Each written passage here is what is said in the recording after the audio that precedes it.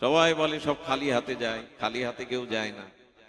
খালি হাতে যায় মানে জগতের বিষয় আশায় সম্পত্তি এগুলো কেউ নিয়ে যেতে পারে না, কিন্তু কর্মফল নিয়ে যেতে হয়।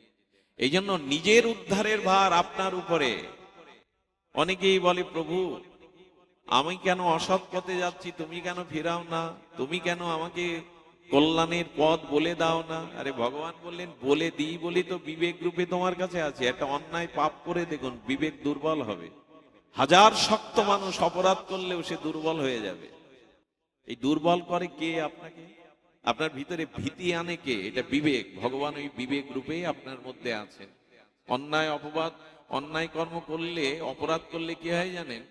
এত দুর্বলতা আছে যে সামনে দুজন ব্যক্তি অন্য প্রসঙ্গে কথা বলছে, আপনার মনে হয় ওরা আমাকে নিয়েই কথা বলছে। এই যে বিবেকের দুর্বলতা, দুর্বলতাটাই, ভীরুতাটাই পাপ। তাই এটা আসে তো, এটা এখনো মানুষের মনে আছে। মানে ভগবান ওই রূপে, ভগবান তোমার হাত ধরবে না, বিবেক দিয়েছেন, শাস্ত্র দিয়েছেন, সাধু সঙ্গে উপদেশ দিয়েছেন, তুমি নিজেকে উদ্ধার করো, লাভ ক্ষতি জ্ঞান। আচ্ছা দেখবেন, জন্ম মৃত্যু এটা আমাদের হাতে। অনেক সময় আজকাল গর্ভবতী মারা ডাক্তারের কাছে চেক আপে যায় এবং ডাক্তার দিনও দিয়ে দেয়, অক্টোবরের 3 তারিখেই ভূমিষ্ঠ হবে সন্তান। কিন্তু সবসময় কি ওই ডেটে হয়? জন্মটা কবে হবে এটা বিধাতা এখনো হাতে রেখেছে।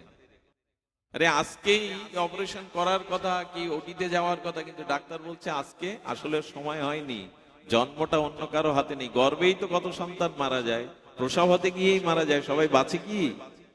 জন্মটা আজও ভগবানের আছে। এই জন্য নিজের চিন্তা চেতনা ঈশ্বরের দিকে দাও। তোমার হাতে সব নেই, তোমার হাতে আছে শুধু চেষ্টাটা, জ্ঞানটা, বিবেকটা।